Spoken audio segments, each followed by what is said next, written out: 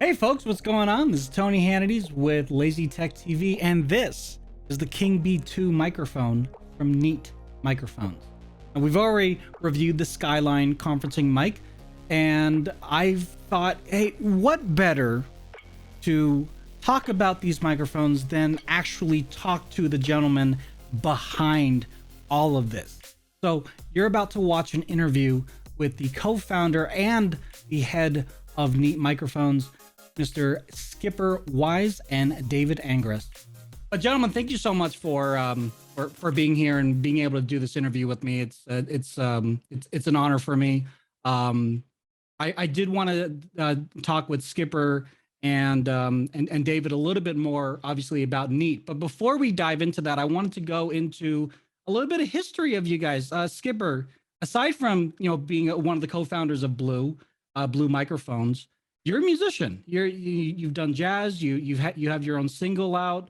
You had long flowing hair back in the day. Who's your favorite musician? Like who inspires you? A whole host of stuff. A lot of the singer-songwriters from the early 70s, but I really was influenced by all the music that came out from around 68 through 73. So a lot of the groups that improvised that were based on musicianship, everything from Cream to the Allman Brothers to Marvin Gaye.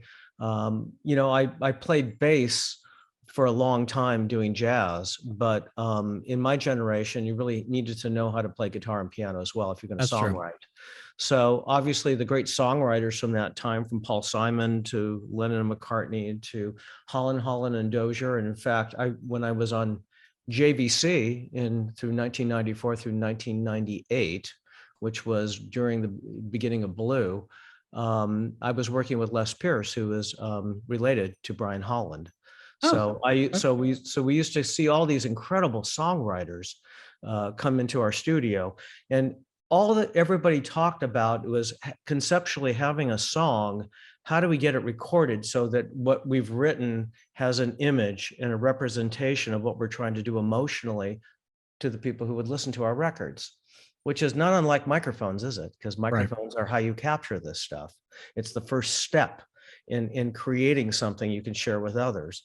So the whole process to me, from the early days of doing music, I did it for 23 years. It was my first career. Have about 14 or 15 albums out over 3 various groups that I ran, a jazz group called Windows. I had a pop career in Europe when I had dreads at one point. I did. And also had that thing called the Color Club, which was on JVC, which is more of the beginning of the acid jazz scene. But all that information of doing all the music stuff and learning about how to communicate and share. And, the records are doing well. We had a bunch of #1 records. So when they were on the radio, people were interested in what we were up to. We formed an opinion of sound. And that's what led me to the whole issue with microphones, of having issues in the studio. How do we modify the microphones, develop the products? And I had a partner who I met in Europe during my pop career, Martin Salsperens, and we were the founders of Blue. And once we created our first products, we didn't know what to do with it because our background was from the music side of things.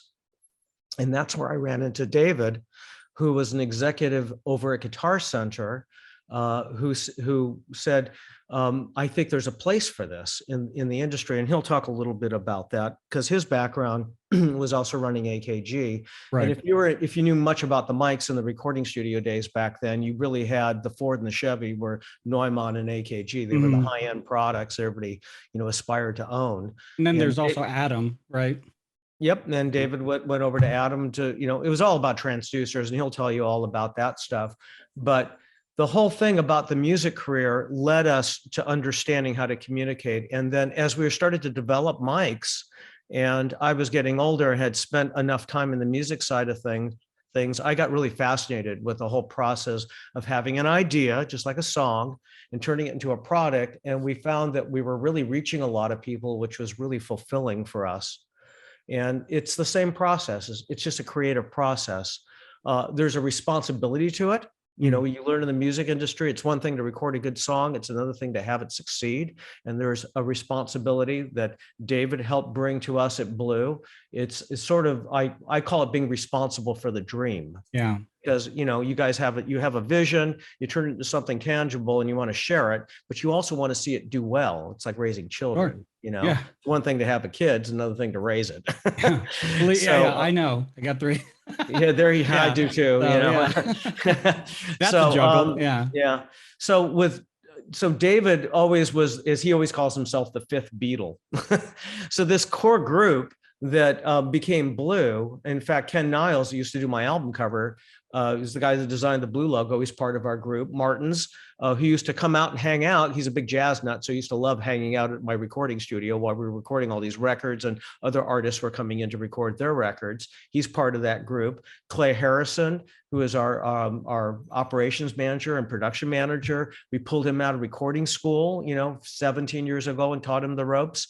And David all along was helped guiding us with his knowledge of microphones and speakers and giving us a business background. And that's what led to Blue. It's what led to Neat, where we are today. Right. And then you also have Stray Electrons, right? Well, yeah. David, why don't you take it off? Sure, take that one.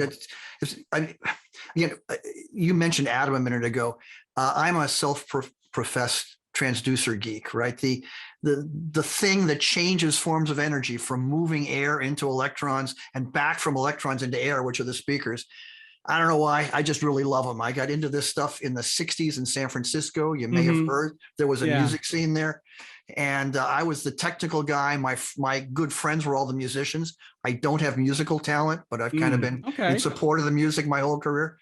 And had a background in studio supply and sound reinforcement equipment supply and equipment development and so forth. And when I saw what Skipper and Martins had designed, I immediately saw that this was going to be a hit. The Blue products were really good. And we did give them some business advice and feature and price point and all that kind of stuff to help develop the product line.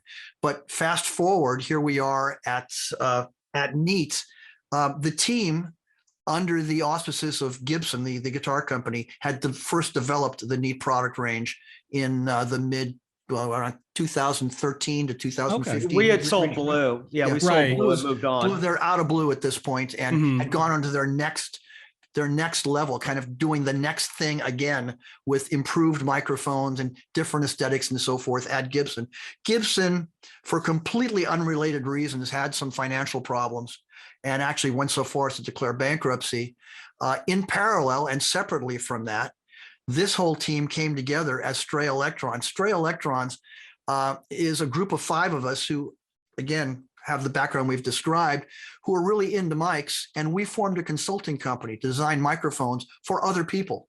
So there are microphones out there in the world with major brand names, that we actually designed for them on contract, and that's not something we actually can talk about because. But it's got a little bit of your DNA in it. It has our DNA. Oh yeah, that's awesome. And the mics do well in the marketplace, and we're happy for those brands, and that's great.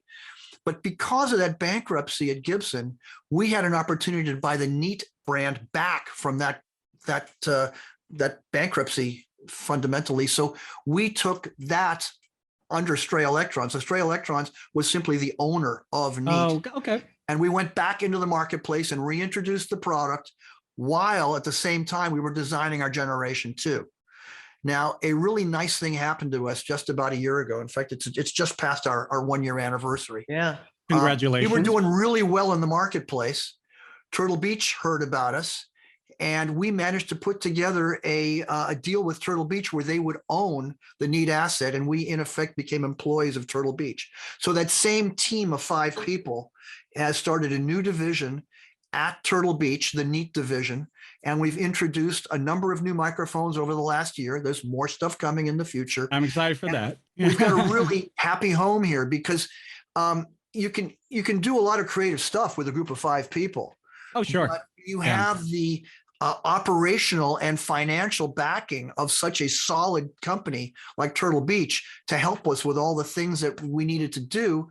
It helps get things done faster. It helps get things done cheaper. It helps us bring really high quality products to the market at prices we couldn't do just by ourselves. Yeah. The microphone business, the audio business has changed over the years. The process has become democratized. Yeah. There was a time when a band who wanted to record had to get a record deal to get that advance money so they could spend potentially hundreds of thousands of dollars renting studio time to create that album, because building a studio cost a lot of money. Right.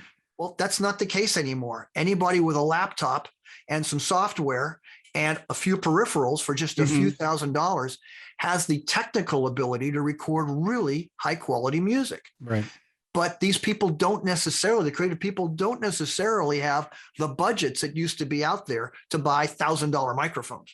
So our challenge was not only to develop products that were highly reliable and had the sonic signature that is part of what our team has learned works really well.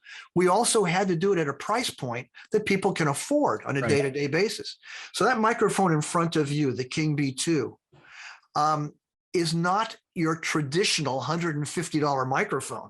This is a really high quality microphone that a number of years ago would have cost $1,000 down to maybe $500. But we've managed through some really hard work to come up with a product at $169 that includes the shock mount and the pop filter and gives really high quality to a user who's on a tighter budget than studios used to be on. I mean, that's the thing. Oh, go ahead. I'm sorry. I was just going to say that kind of reminds me. I was actually watching another interview that you had done, and you were taken aback by the air motion. You're talking about my life in the speaker business, right? And so that's something that took that inspired you and led you down the path with Adam. Was there anything in your life in the early days for microphones that you wish that were in more modern microphones that you have in Neat, something that maybe absolutely. And this isn't just me. This is a combination of Martin's, who is our designer. These are the director of engineering, and Skipper, and me, and Clay, who's our director of operations as well. It is a band, right? Plus Ken, who is our creative director and is very involved in the look and feel of the product. So that's all of us together. And yes, absolutely. The really, really high-end condenser microphones that from Europe, the Austrian and German companies that go back to the 1940s, they made classic mics that, some of them today sell for $30,000 in the vintage market. It's amazing what they'll go for. What we wanted to do was take the magic of those microphones, make them inherently more reliable, because some of the older ways of building circuitry and so forth meant you needed to have a tech on staff to keep them running the way they were supposed to be. There's actually an aftermarket of people who modify and modernize those products with more modern components inside and so forth. And also then figure out how do we bring that down to the price range where it needs to be. And we were able to do that. But one thing I'd like to add to that, we weren't replicating what had been done, because some of the problems that I experienced, in fact, all the engineers and stuff, we were all doing records in those days, is that we were switching over from analog to digital. We were going from LPs now to CDs. Yeah. With an LP, you go ahead and you make your recording. If you have too much bass in the recording, you got to take it out. Otherwise, what happens, you go and make the record, the level so low, you get pops and scratches. You make it too bright, all of a sudden the lace jumps and the LP will spit. You get spitty high end. So you always had to limit the frequency. Well, with CDs, it's like how much bass you want to put in, how much top end do you want to put in. You could do whatever you wanted with digital. And in fact, it changed the whole car stereo segment, if you think about it. Back in the 80s or in the 70s, you didn't hear people going boom, with subwoofers in the back of their trunk. So we all of a sudden, it's like, wow, I don't want to sit there and dial up a ton of EQ. It makes your recording sound bad. It adds phase and all. I don't want to go into the technical stuff to it, but it's not good for your recording. If you can do it naturally with quality mics, hey, so we started modifying and changing how the capsules and everything picked up sound to accentuate the new recording techniques. So we didn't want to replicate what had been done in the 40s and in the 50s. We wanted to talk about the 90s and the 2000s. And that leads us to where we are with Neat today. We're not putting out the same old, same old. The world is changing right now in the way people are recording. And we had an opportunity to be able to take that and go forward with this. These are brand new products. And the idea of the brand new products and the designs gives people the most contemporary and up-to-date way of capturing audio that's part of the world today. And another aspect to that transition from analog to digital, the dynamic range expanded potentially dramatically at that time, because there's only so much dynamic range you can put onto recording tape and onto an LP. It's much wider in digital, which means that if you're using some of the very old microphones, you may well have a noise floor that's too noisy for what's coming later. So what you have in front of you has very modern, discrete Class A electronics inside it after that magical capsule that actually picks up the sound. So the noise floor is exceedingly low. The dynamic range of the recording medium is so high that otherwise you would hear that noise. So there are times when the more modern microphone is actually better than the older originals, even when the older originals are selling in vintage price points that are way up there, because they tend to be noisier. Well, that's, with technology advancements and things of that nature, and learning through decades and decades of what makes a good mic and what doesn't, definitely having a vintage mic might be really unique and very likable within certain communities. But if you're able to make that similar kind of sound, but a little bit crisper at a much lower price point, obviously that's going to be a lot more accessible to everybody. You asked about old technology we wanted to bring forward. The capsule inside that mic has absolutely been tuned our way, but it is a true gold sputtered, large diaphragm microphone of the classic type, just updated. I want to ask, like, with the Blue Yeti, I mean, that is synonymous for a lot of like up and coming streamers and podcasters. It has that kind of 1940s look of a microphone that you see with Frank Sinatra. I mean, that's why I loved it the first time that I saw it. And then, of course, with your partnership with Apple back in the day, that just made it that much easier because people were using GarageBand and all that other stuff. With now in today's landscape, in my world of like streamers and gamers, we go to like Elgato's Wave or the Rode mic or the Shure mic. From a marketing standpoint, I know you have a partnership program. I don't know if you want to talk about that here today or not. But are there any other methods or any other things that you're doing to get the Neat word out there beyond like just musicians and that sort of crowd? Would love to talk about that, but let's stay on the product for just a minute if you don't mind. You're talking about some very fine brands that have a lot of acceptance in the marketplace, and there are people who are happily using those products. But we have our own view of what that product should be. And the mics you just mentioned are all USB microphones, so no need for interface or anything. They all plug directly in the computer. And they're all, the ones you mentioned are all roughly in a price range of $100 to $200, right? So there's the definition for most users of where they are. But for us, we looked at that and said, okay, what is the primary application here? What features are really necessary? And what should we do to make ours sound better in the applications people are using it for? So that's what we looked at. We don't look a lot at the competition. We try to look at the customer and what we're going to provide them. So when that Yeti was designed all those years ago by this team, the market that you're talking about didn't exist. There weren't podcasters and gamers and so forth. And the microphone was designed to plug straight into a computer, but also be very versatile. So it's got multiple patterns and lots of capsules inside. That's all fine. But in today's market, it's primarily you and your microphone, or me and my microphone. And so what we really need is something that's going to pick up. We need a cardioid mic to pick up from the front. We need to do that as well as possible. And we need to make sure that the output that goes through that converter and comes out as a USB signal comes out with the highest possible quality. So what we did was we advanced significantly what kind of chips we're using inside. So this is a 2496, or the Bumblebee is a 2496 microphone. The output has pristine audio compared to some of the older mics on the market. And in order to give you all those different capsules inside some of these multi-pattern mics, they use several less expensive capsules because they've got to hit a price point for the customer. So these are very small and relatively inexpensive capsules. We used one higher quality, larger capsule. There's a 25 millimeter capsule inside the Bumblebee 2, which sounds to our ears dramatically better than the 14 millimeter capsules used by most, if not all, of the microphone brands that you mentioned a couple of minutes ago. And I don't want to knock anybody else's product. They make very nice mics, but we think that when you listen to our Bumblebee 2, you hear a significant difference. And we managed to make that a $100 mic at retail. So, we've hit the price point.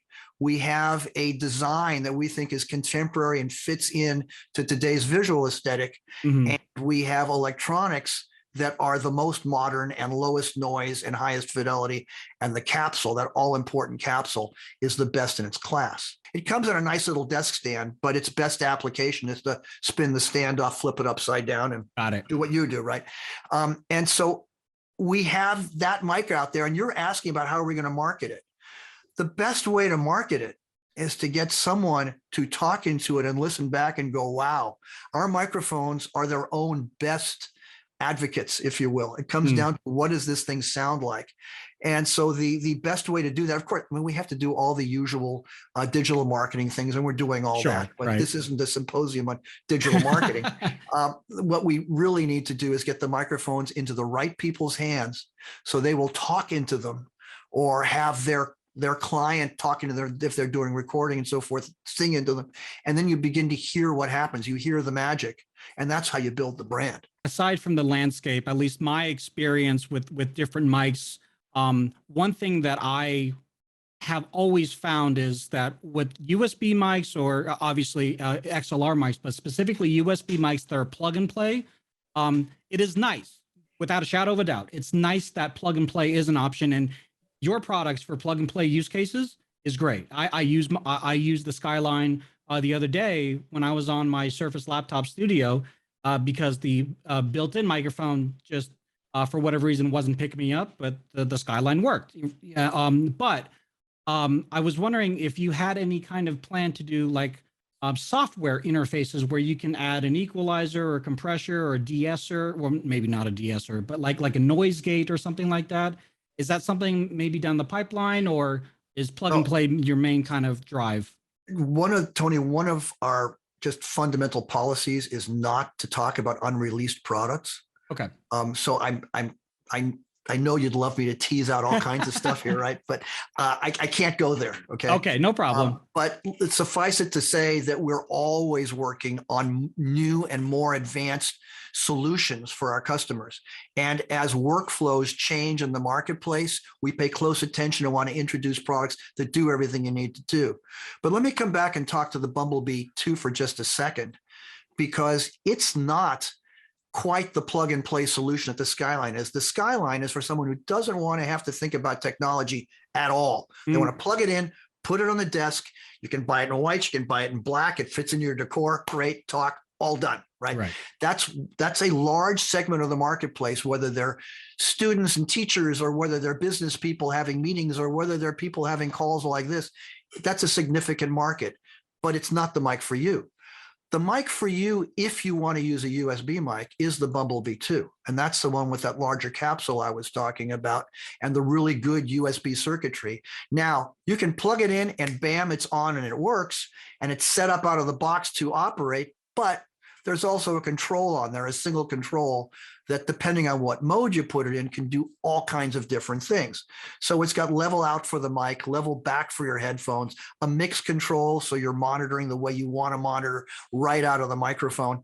And there are many plugins that you can get from all kinds of software companies out there today, some free, that perform the functions you're talking about. But if the capsule's tuning is correct, You don't need a de-esser. Shouldn't need it. Yeah. Okay. Yeah. If the capsule's tuning is correct, you need minimal EQ. You don't need much of it. There are some functions it's nice to have, and there are many software packages that offer them, but that's not something that comes with the Bumblebee today. It's very easy to add downstream because you're already in the digital domain, and you can do that in your DAW software. I just want to add one small thing with what David's talking about. The capsule's a very sensitive device. It's going to pick up all the nuances and everything that you're trying to get across, right? So it has to go to an amplifier. And if there is something in between the amplifier, it degrades the quality of that capsule. So in fact, if you look at our designs throughout the years, and we've created quite a number of microphones since 1995, our general approach was to protect the capsule and make sure that we're capturing everything. What we've noticed that a lot of people try to sell on feature sets. Oh, look, with this software, you can do this. Well, David described exactly. You might not need software if you've done the microphone right in the first place. People put pads and low pass filters and all types of things on the mics. The minute you put those switches in between the capsule and the amplifier, or the way you get into your DAW or into your IO box, you're degrading the quality. So we always believe that if we've done a good job at the beginning stages, we want to make sure it's delivered all the way to the end. In fact, some of our designs from the past have been modified to offer feature sets. And I used to always call it the remote control theory. You really want a remote control to turn your TV on, mute it, change channel, and do volume. There are a million other buttons on that remote control. And there are a few people out there, maybe a small percentage, that likes that. Mm-hmm. But for the most part, people want ease of use. And they want what we try to do is take our understanding of this and our knowledge and our experience and put it into the product so it's under the hood.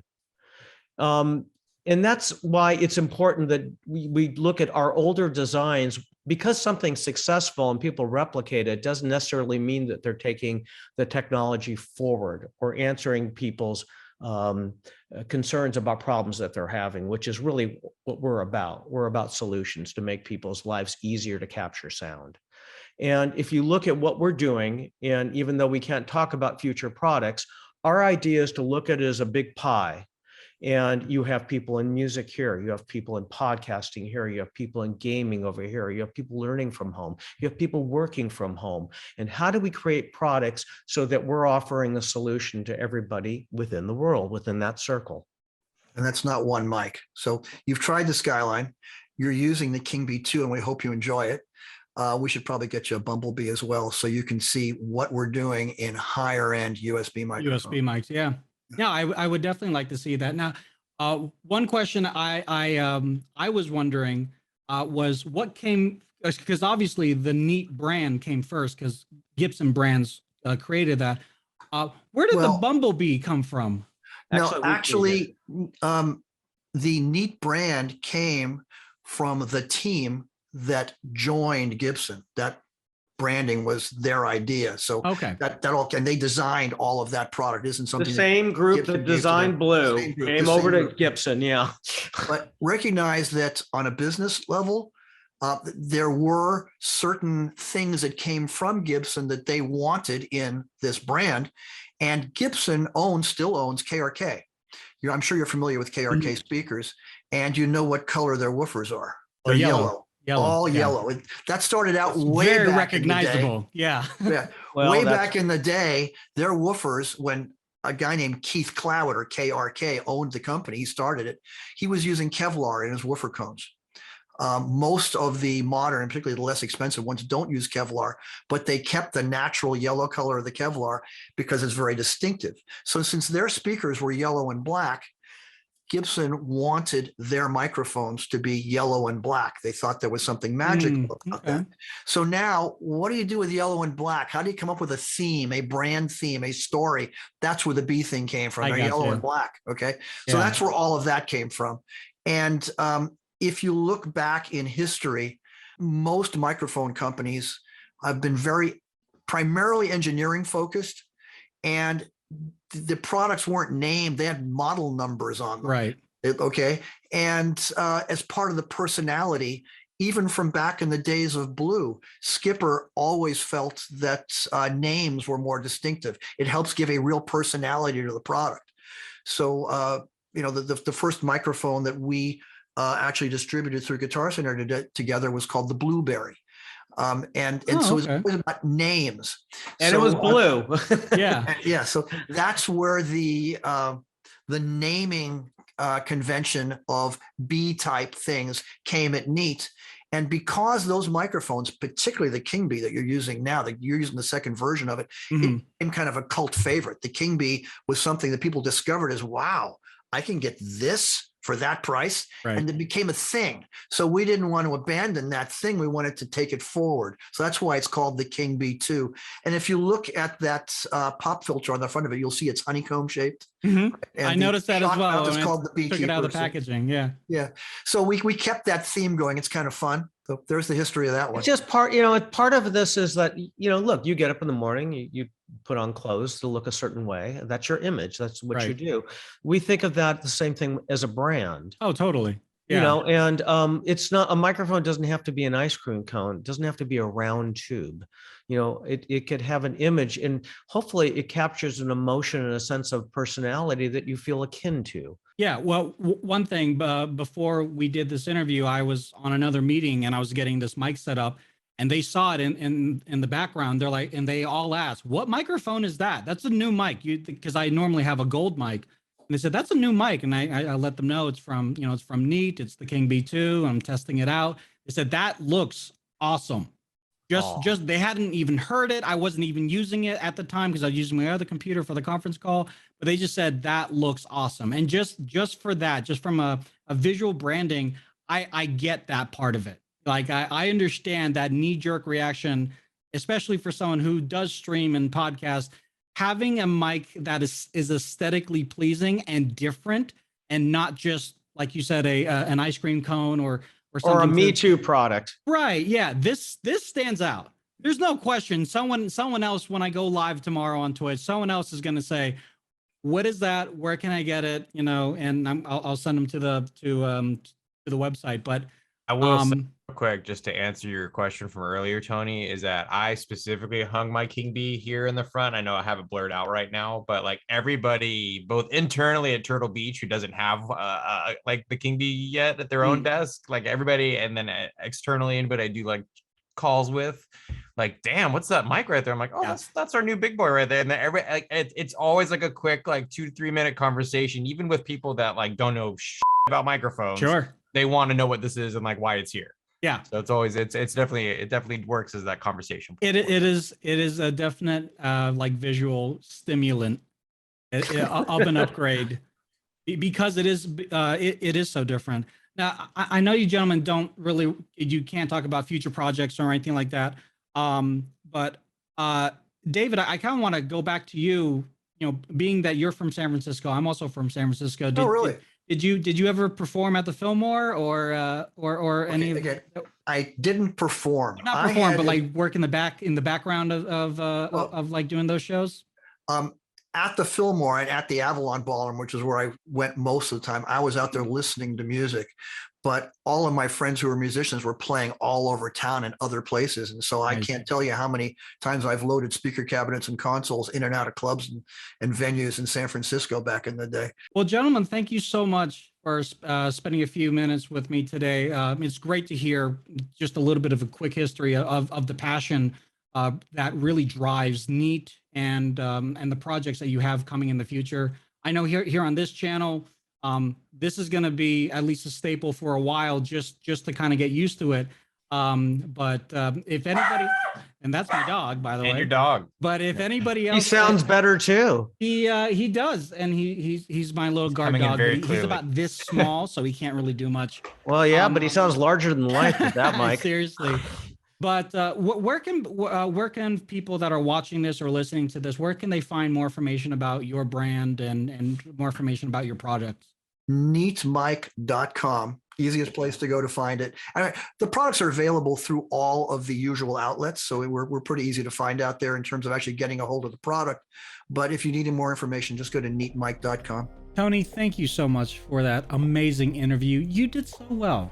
So well. Anyways, folks, if you like that interview and you'd like me to do more of that, let me know. Also, hit the thumbs up button. It really does help push that video.